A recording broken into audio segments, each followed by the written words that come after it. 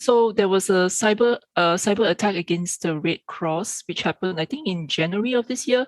But there was an update recently on 16th of February. So what happened was that servers hosting personal data belonging to more than 515 people worldwide were hacked.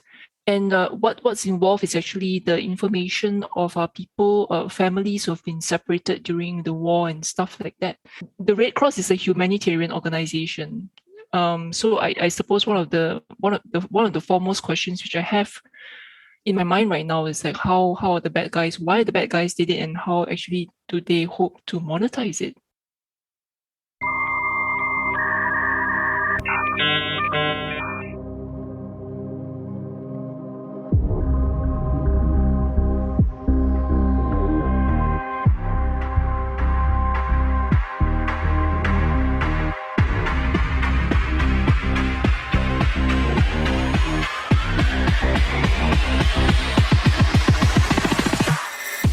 Ladies and gentlemen, welcome to Security Lah Podcast Season 2.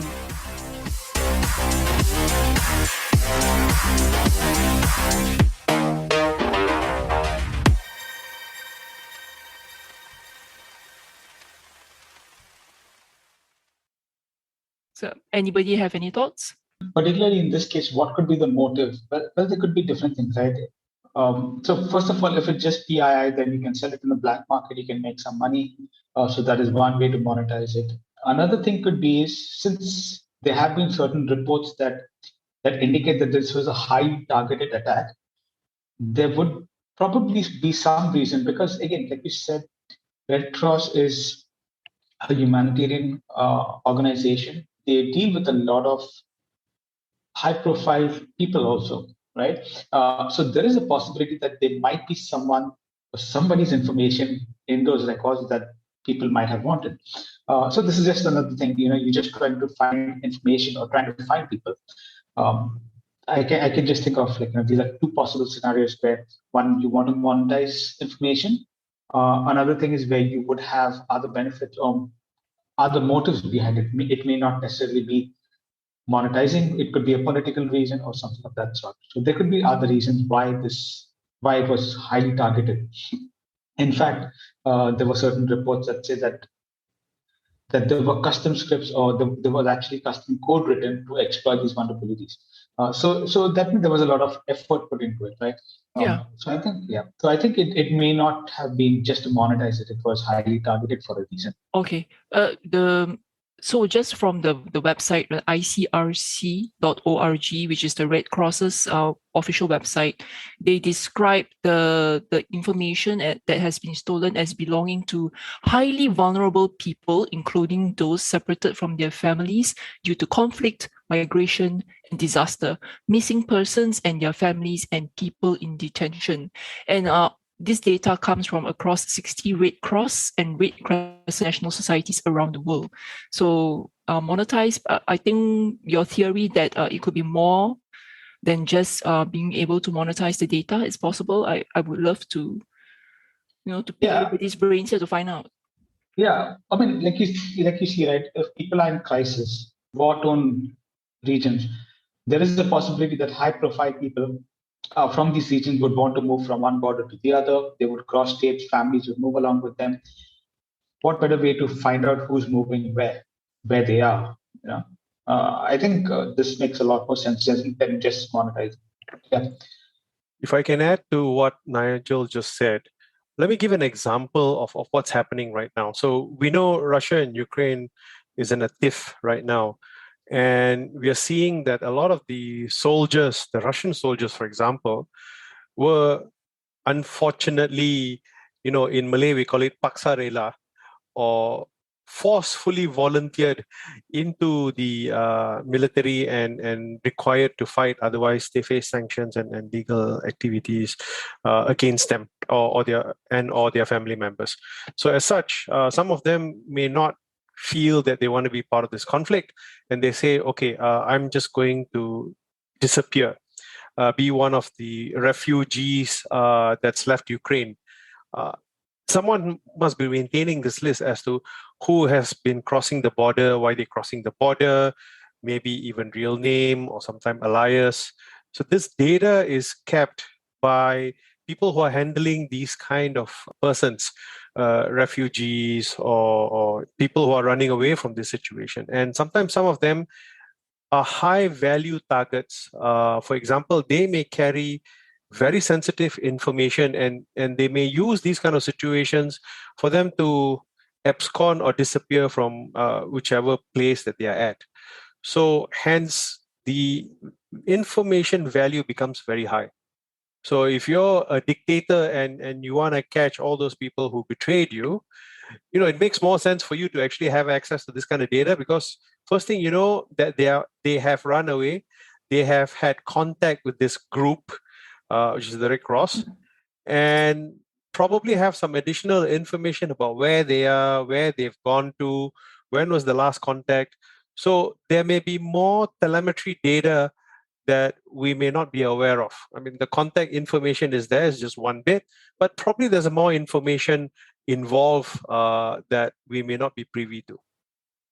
Well, since you put it that way, thanks to your graphic description, it's much clearer now. Thank you. So from what Doc has clearly described, it seems that because the Red Cross is an international organization, so can we say that the motivation is to gain some tactical or even strategic advantage? Definitely, because end of the day, if you want to see the clustering of people or where they are, and if you know where ICRC is operating, obviously you know there's a whole load of people there. And if you want to capture people in a war situation and use them as your hostage, what better way than to see where's the movement of refugees and people who are stuck in a war situation. You go through these kind of networks, people like ICRC, and then you know exactly where they are, because that's why you have such a system. The whole idea is to capture this information so that they could probably coordinate all these activities with the rest of the members as well as with other organizations. But couldn't there have been a different target other than a humanitarian organization? If we were to look at it from a political or even an economic domain, I just feel that targeting a humanitarian organization seems a little, I don't have the right word, but I would just say at this point of time, it's not right. It doesn't sound right to me. I guess it may boil down to what kind of data this humanitarian organization holds about these vulnerable people. What kind of data could they possibly have? I'm reminded of a saying, all is fair in love and war. So it really doesn't matter to them. For them, any piece of information is information, because as I said earlier, if you're a dictator and you want to know who has gone against you or crossed your path, these places or these organizations are the best place to get that information, which is why ICRC described that the compromise data contains information about quote unquote highly vulnerable people. So these are the kind of people who may or may not have sensitive information or any other things that they may be carrying. Maybe a tiny little key in their chain that activates a nuclear warhead. God knows, I'm theorizing, so please don't take it as gospel, but that can be one of the case. And again, what we see at the surface is whatever that's reported. There's probably a lot more information that's buried underneath that we are not privy to, except for the official. Yeah, I do agree with Doc on this. So like you said, right, there could be a lot more information that we're not privy to. And if you think of another scenario, for instance, you have, like you said, a dictator who crosses borders. And in that case, there is a possibility that this particular person and their family would have their names changed, right? And then they move to a different country, they get resettled. So in this case, what better way to find them or track them or trace them, rather than go through some of these organizations that actually maintain this kind of information? So let me give you another example. There has been documented cases of Russian FSB agents poisoning people. So if they were to know where these people are, then this database would be something that's useful. I'm just using Russia as an example because now we are in a war, so it's just a convenient excuse. But let's go into the details of the attack. Is there anything that has been reported? Oh, great. I wanted to get into the technicality of the report. So just like any other hacks, the attacker used a vulnerability that is very critical. It's actually CVSS score 9.8 out of 10, which means it gives you almost complete control of the system. And they had a single sign-on tool developed by Zoho. Zoho is an application that gives you similar to something like a Microsoft Office 365 type of environment. So there was an unpatched, it's a known exploit. So it's not 0-day. It's a known exploit. The bug is critically rated and they didn't patch it. So as a result, they got access. But of course, that's just the starting point of the vulnerability.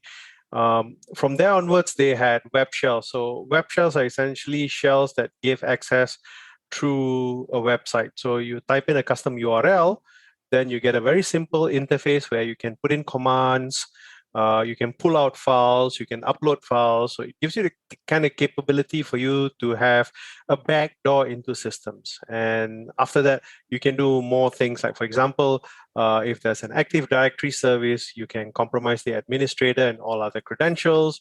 You can do lateral movement. So now from that web server that you initially have access, now you could move to other computers within that network and pull out more information.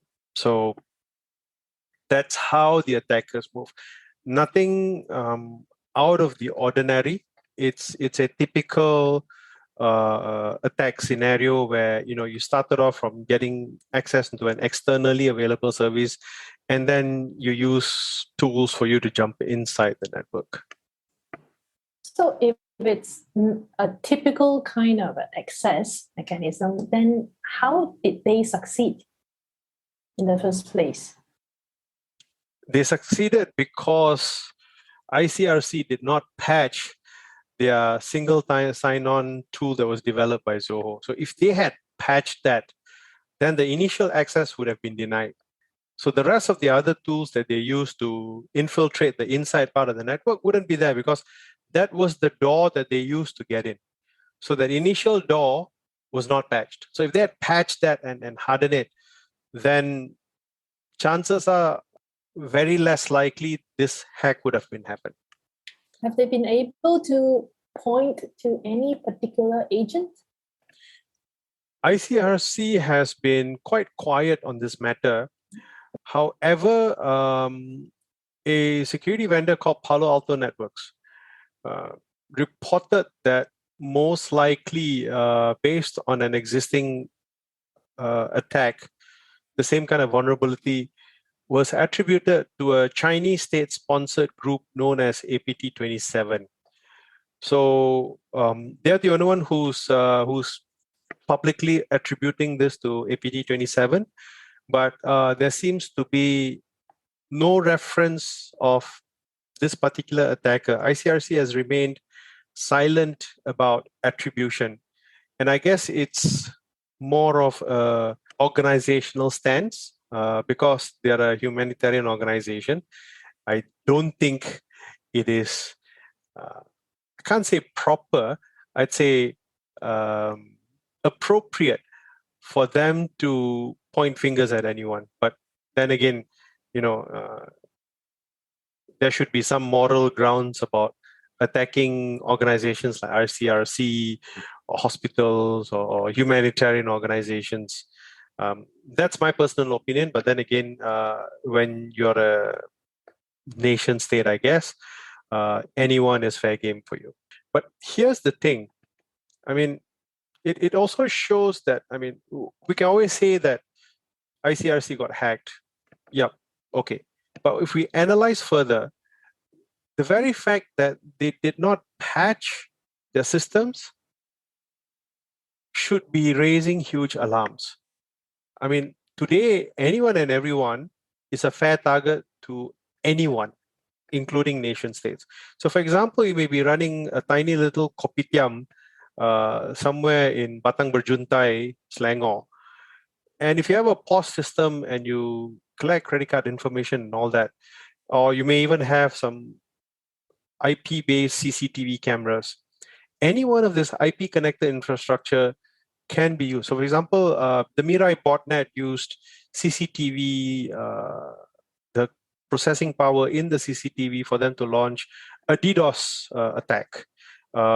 We've seen a number of POS-based malware that steals credit card information, as well as, you have computing power, so it can be a proxy to launch other kinds of attacks.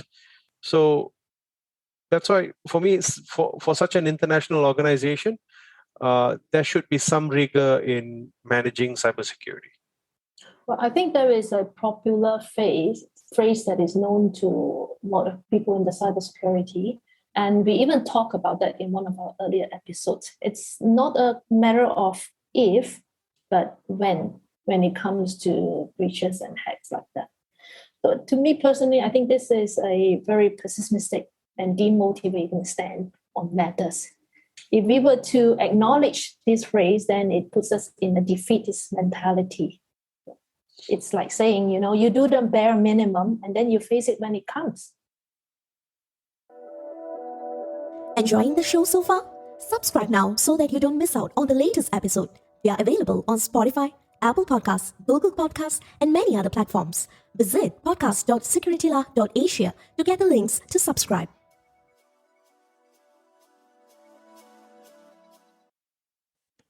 I think bare minimum is no longer bare minimum.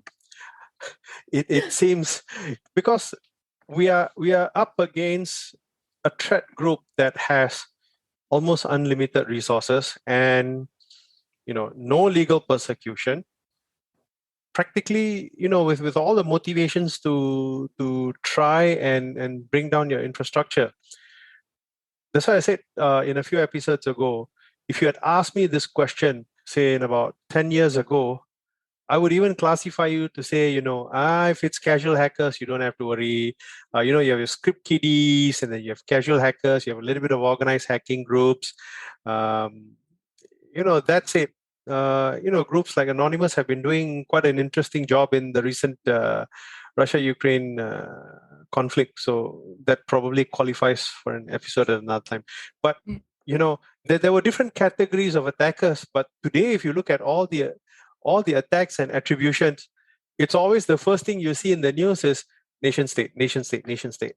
For example, Singapore had the issue with the OCBC phishing. They eventually attributed the attack to an organized crime group that's operating within Singapore. I think, Kat, if you remember, we were talking about... Yeah, so we were talking about how the attacker actually knew a lot of the information, and they were using it, local information, that they were using it against and getting money out of people. So... Yeah. It's difficult for us to say, but then again, it's not just nation states. I guess everyone has to step up and step out of the bare minimum, and to say we have to start looking at security a lot more seriously, because otherwise then we're going to go back to the days of abacus and calculators and pen and paper, because I don't think people want to do that anymore. Yeah. You know what, Doc Nigel, Prof, I'm looking at the article that Doc shared with us, right? And I see that the consequence of this particular data breach to the International Red Cross is different from the usual, from the business organization. Business organizations, they will have some kind of disaster recovery and steps to mitigate the effect of a data breach. But just reading this article, it's different, because what they're doing is, and they have this in point form, right? Like, for example, has the data been made available to others, including on the dark web? So they're saying that they have no conclusive evidence, information has been published or traded. And then actually what they're doing right now is they're actually scrambling to reach Yeah, they're making every effort to contact the people who can be difficult to reach, such as migrants, as a result of this data breach. So the consequence of this particular cyber attack is different for this particular humanitarian organization, whereby they're not actually rushing and with much urgency seems to contact the people who have been impacted by this breach. So here's to give you a little bit of context about this data versus, say, corporate data. Say if an FSI loses information, they get charged probably in a court by a group of customers who's unhappy about it. The regulators may come in and slap a fine with them. And that's it, But these kind of data can be a life or death situation. Yeah. So the criticality is if you ask me, way high up there, yeah, as compared to probably someone losing their credit card information. Yes. And the urgency reason why level max. Exactly. Because if you lose credit card information, fine, fraud happens every day. The bank would have the information for them to detect fraudulent transactions, probably disable your card. I remember having an experience where I didn't know my card was cloned. The bank just contacted me and said, "Sir, your card has been cloned. We are sending you a new one."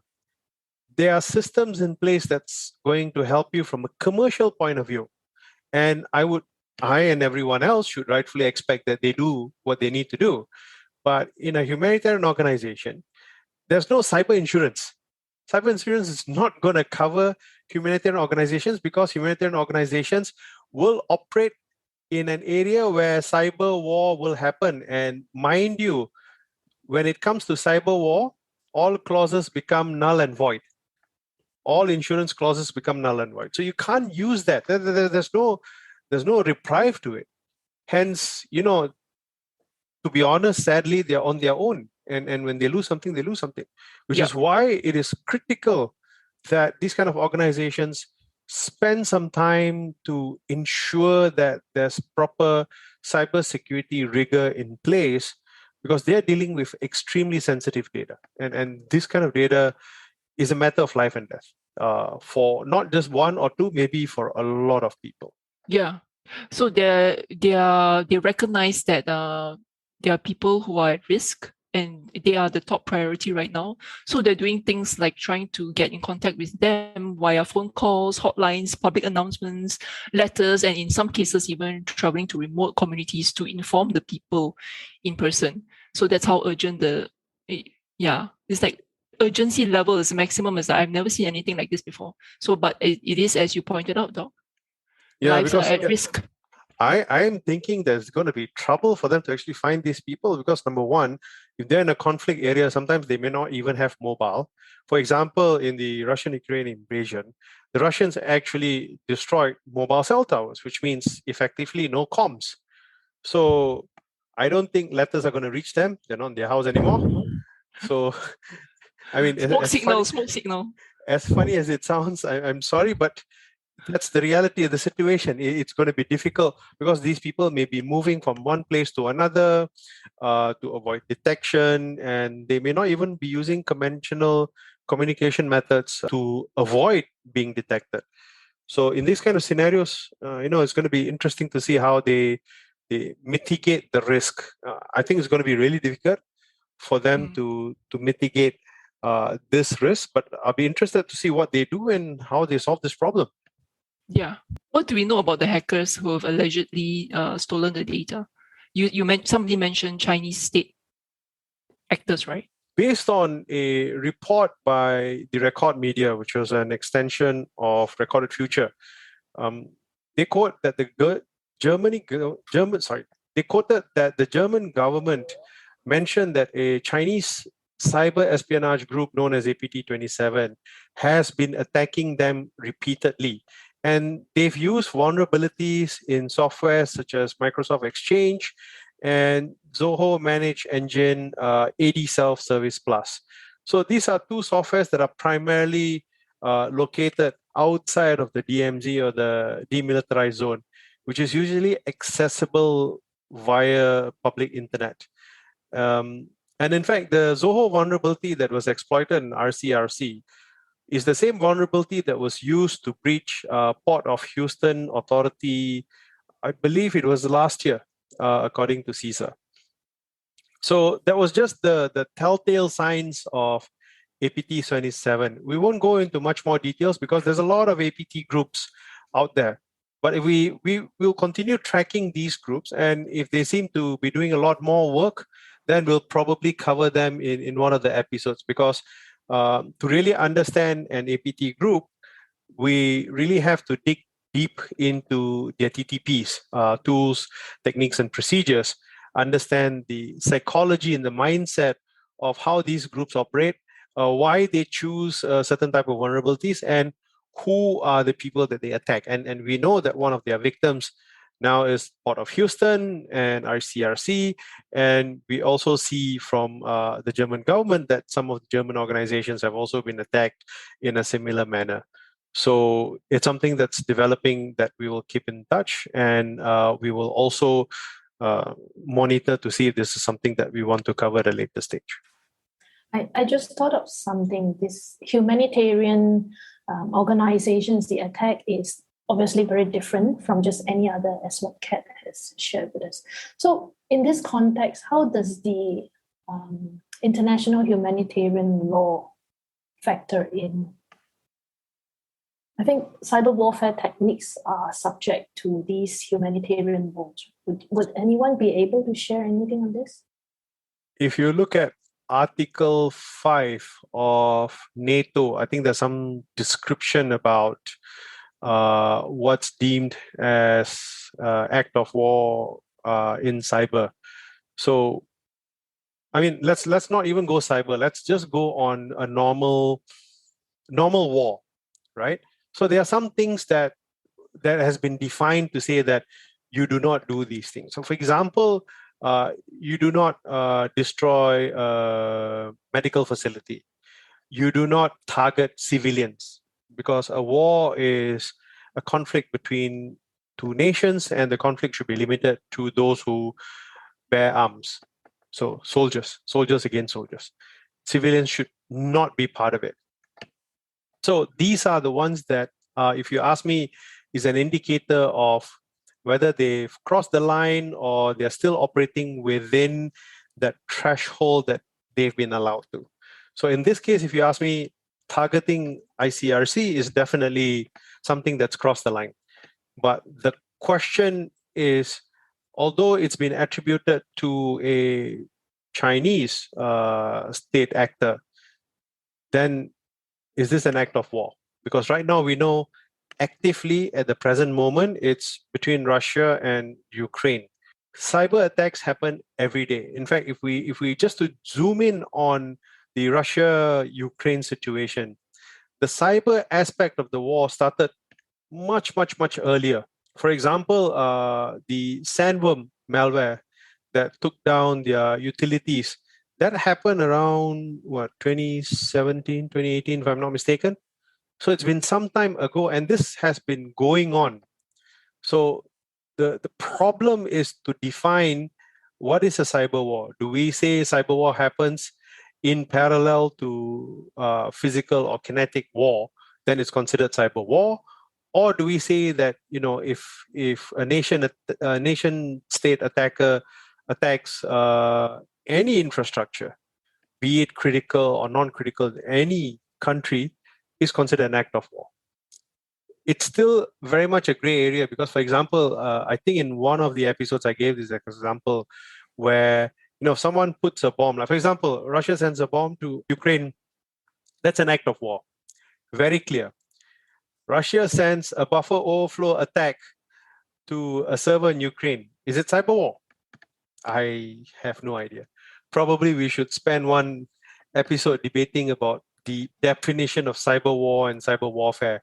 So, for example, if I carry a laptop with Kali Linux having all the tools to penetrate into the system, am I carrying a nuclear warhead?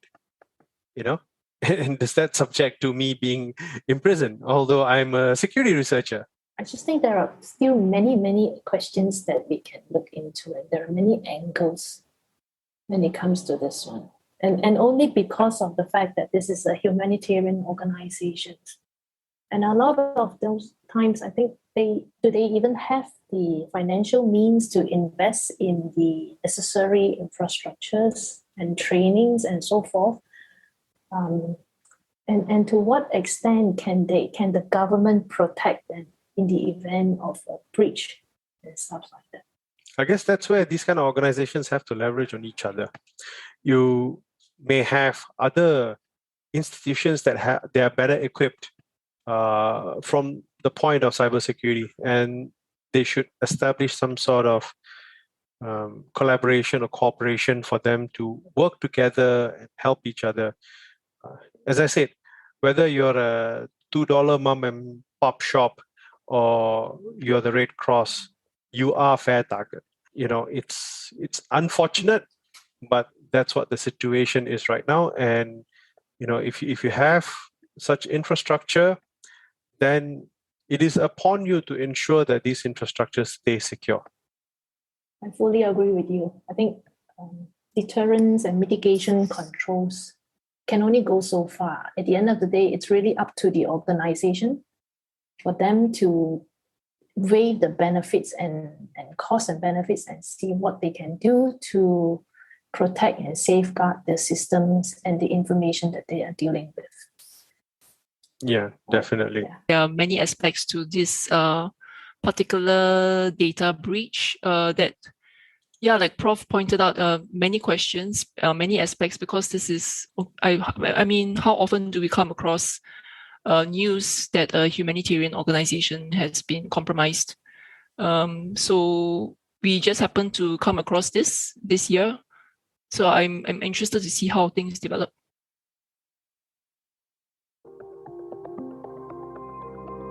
Thanks for joining us this week on Security Lab.